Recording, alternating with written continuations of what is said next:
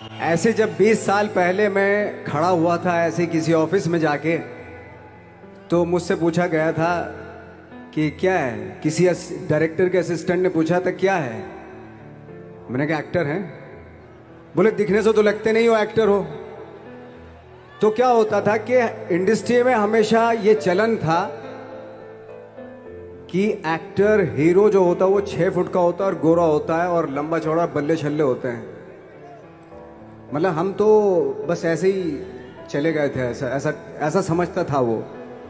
और शिप्रा, मैं ये आपको यकीन दिलाना चाहता हूँ इस चीज़ का कि मेरे खुद के रिश्तेदारों ने भी, जब मैंने उनसे इच्छा जाहिर की कि मैं एक्टर बनना चाहता हूँ, तो उन्होंने भी मुझे डीमोरलाइज किया कि पहले शक्ल तो देख ले अपनी, क्योंकि 5 फुट का छोटा पतला दुबला सा आदमी, काला कलूटा। मुझे खुद को पता नहीं था कि इंडस्ट्री में मेरा क्या हाल होगा, बट एक जिद थी,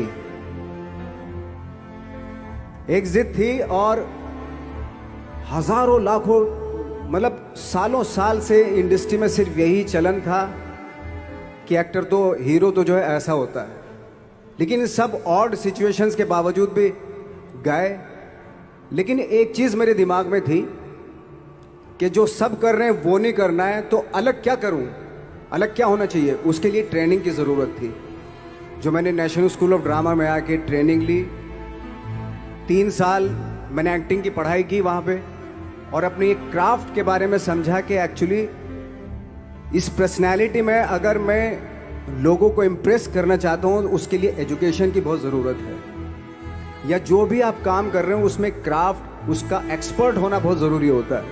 ऐसे ही हवा में नहीं कि जैसे पहले होता था, अरे यार तो बहुत खूबसूरत दिखता, फिल्मों में जाके काम करना शुरू कर दे, ऐसा नहीं। किसी चीज़ को बारीकी से जानना, उसके लिए ट्रेनिंग की, एक्सपर्ट्स की, एक्सपीरियंस की ज़रूरत होती है। तो मैंने ट्रेनिंग ली नेशनल स्कूल ऑफ ड्रामा से, और 2000 में मैं पहुंच गया मुंबई। मुंबई पहुंचने के बाद जब हम किसी ऑफिस में जाते थे,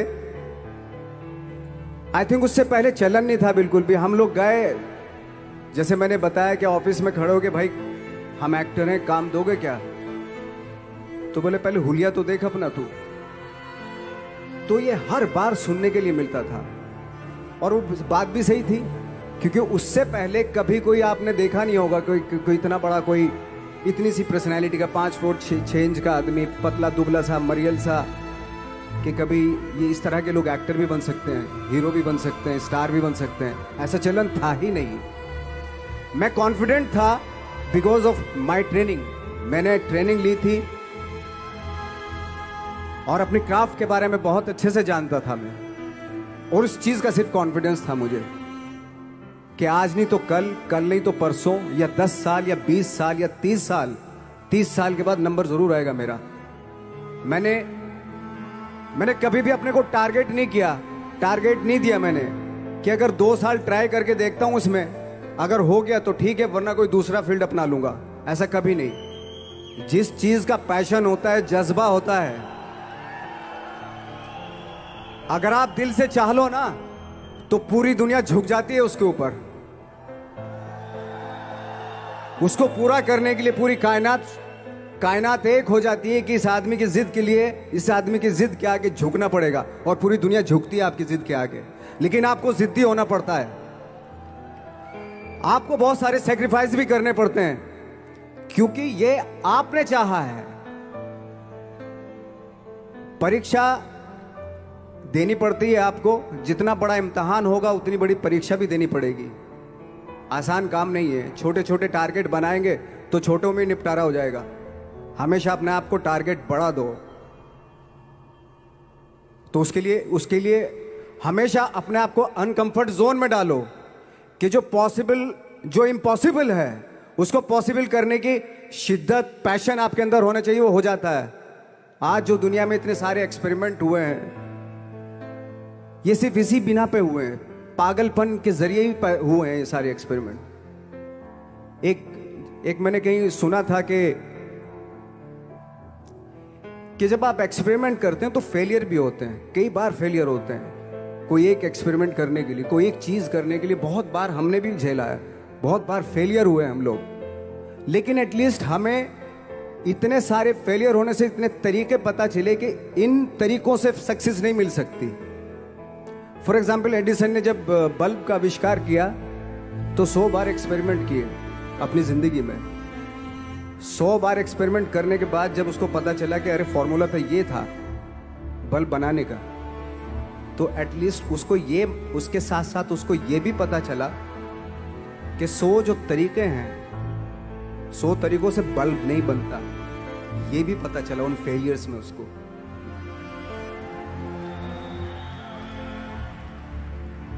जब हम लोग मुंबई आए तो हमें मालूम था हमारे पास पर्सनैलिटी नहीं है, हमारे पास बैक नहीं है, या हमारे फादर दादा परदादा तो फिल्म इंडस्ट्री में है नहीं, हम ही हैं। तो हमें क्या करना चाहिए? इसलिए लोगों के बीच में घुसे रहते थे, आम लोगों के बीच में घुसे रहते थे, उनका एक्सपीरियंस सुनते थे, उनको ऑब्जर्व करते थे। तो आई थिंक मेरे पास 15 साल तक, 10-12 साल तक कोई काम नहीं था। जैसे आपने बताया कि बहुत ही 10-10 सेकंड के रोल करके घर में आके बैठ जाए, तो पूरे साल खाली बैठे रहते थे हम लोग। लेकिन एक चीज थी कि लोगों के बीच में रहते थे।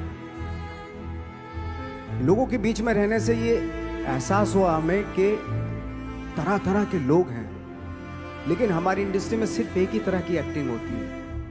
हजारों करोड़ों लोग हैं इस दुनिया में, लेकिन एक्टिंग सिर्फ एक ही तरीके से होती है हमारे यहाँ। तो मुझे लगा यार, ये मैं तो ट्रेन भी हूँ, मुझसे अपनी आर्ट भी आती है, और हजारों लोगों को मैं ऑब्जर्व भी कर रहा हूँ। तो ये तो सबसे अच्छा सूत्र है। इससे तो मैं बहुत कुछ कर जाऊंगा। तो जब ये सूत्र पता चला मुझे कि अब मैं ये जो हजारों लोगों को मैंने ऑब्जर्व किया है, अब जब भी मुझे कोई रोल मिलेगा उन्हीं में से वो एक इंसान होगा। उसी में वो ठाकरे, बाला साहब ठाकरे होंगे, उसी में मंटो होगा, उसी में गणेश गायतोंडे होगा, उसी में फैजल खान होगा, उसी में माजूमदार साहब होंगे। तो इस तरह के, ये कब हुआ? जब हमने लोगों को ऑब्जर्व करना शुरू किया, लोगों के बीच में रहे। मैं 15 साल के बाद जो मेरी लाइफ थी, जिसमें खाने तक को नहीं मिलता था, अब फॉर्चुनेट अपने आप को समझने लगा था कि थैंक गॉड कि मुझे ऐसे लोगों के बीच में मुझे रहने का मौका मिला। तो कभी भी आई थिंक मुझे लगता है कि कभी भी जब आप स्ट्रगल कर रहे होते हैं ना, वो एक मौका होता है आपके पास, वो एक चांस होता है आपके पास कि कैसे उसमें आप अपना ऑब्जर्वेशन, एक्सपीरियंस, जब आपको काम मिलेगा वो उसमें लगाएंगे आप। तो मेरी लाइफ बहुत ही, आज जब मैं सोचता हूं कि यार ये तो बहुत ही अच्छा हुआ, तो जो 15, 10, 12 साल मैंने बिना काम के गुजारे, जो लोगों के बीच में रहा था मैं, आज वो काम आ रहा है मेरे। जहां जरा सा कोई कैरेक्टर मिलता है तो आदमी इसलिए कनेक्ट करता है उनसे कि उनको लगता है कि यार ये तो मेरे पड़ोस का ही, आसपास का ही ये बंदा। मैंने देखे हैं इस तरह के लोग। आई थिंक यही हमारी सबसे बड़ी जीत है as an actor.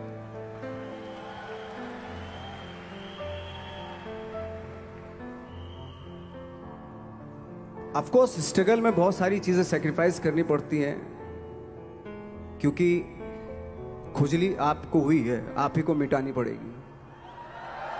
You know, आप जो आप हैं वो आपने बनना चाहा था, और अगर डिसअपॉइंटमेंट आ रहे हैं तो आप तो कंप्लेन भी नहीं कर सकते, क्योंकि आप ही ने चाहा था ये बनना।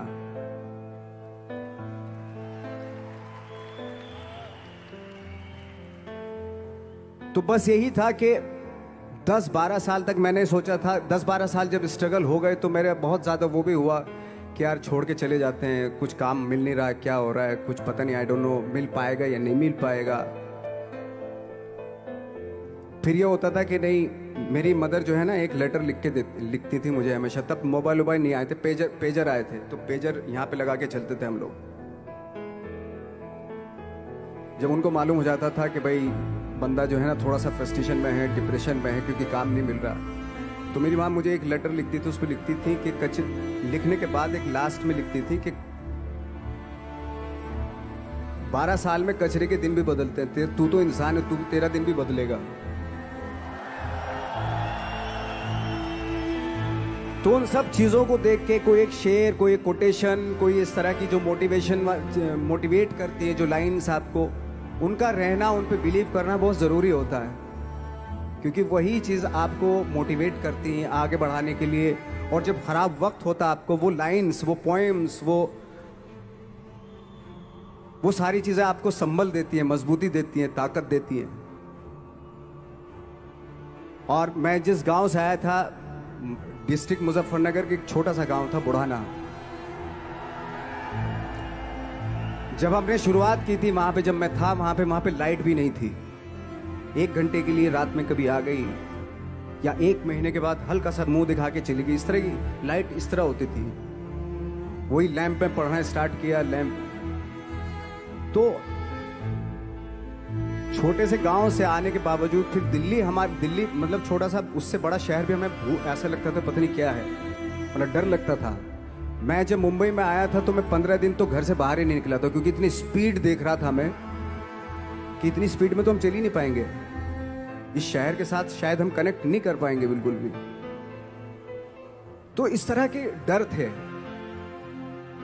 लेकिन ऐसी जगह पे आ गए थे कि अब जाना भी मुश्किल था। तो मतलब वापस नहीं जा सकते थे। वापस इसलिए नहीं जा सकते थे कि बहुत सारे डर थे। वापस अगर चले गए तो थिएटर के जो मेरे दोस्त थे वो बोलते, क्यों भाई वापस आ गए तुम भी? जैसे बहुत सारे लोग वापस आ रहे तो तुम भी वापस आ गए, चलो लग जाओ, ठीक है। गांव में इसलिए नहीं जाता था अपने कि जो पहले ही बोलते थे वो लोग कि शक्ल तो देख ले, फिर हार के उनके सामने चला गया तो क्या बोलेंगे वो तो वही बोलेंगे कि हमने तो पहले ही मना किया था कि मत जाओ। क्या सूरज शक्ल थोड़ा ही थी तुम्हारी स्टार बनने की, एक्टर बनने की? तो ये बहुत सारे डर थे जिसकी वजह से मैं अपने ना तो गांव जाता था, ना जहाँ से ट्रेनिंग ली थी दिल्ली से, ना वहाँ जाता था। मैंने जो भी है मरना जीना मुंबई में ही होगा। रही बात सक्सेस की, सक्सेस अगर 30 साल बाद भी मिलेगी उसके लिए भी मतलब तैयार रहना चाहिए। सक्सेस की कोई डेट नहीं होती, कोई तारीख नहीं होती, कोई टारगेट नहीं होता कि इतने ही दिनों में मिल जाएगी। इंसान का काम होता है, आई थिंक मुझे लगता है कि मेरे हिसाब से मुझे लगता है कि लाइफ ना हमेशा अपने आप को लाइफ में पुश करते रहो, और पैशन के साथ जिस भी आप काम में हो, जो भी आप काम कर रहे हैं उसमें पैशन के साथ लगे रहना बहुत जरूरी होता है।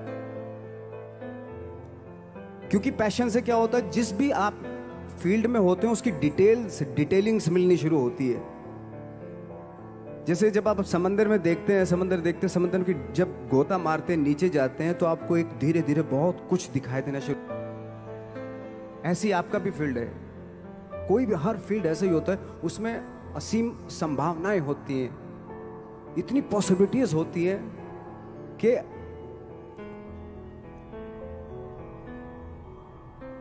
आई थिंक दुनिया का हर काम में इतनी सिर्फ अगर एक दर्जी है पैंट सीता है, 1000 तरीके की पैंट सी सकता है वो, अगर वो चाहे तो।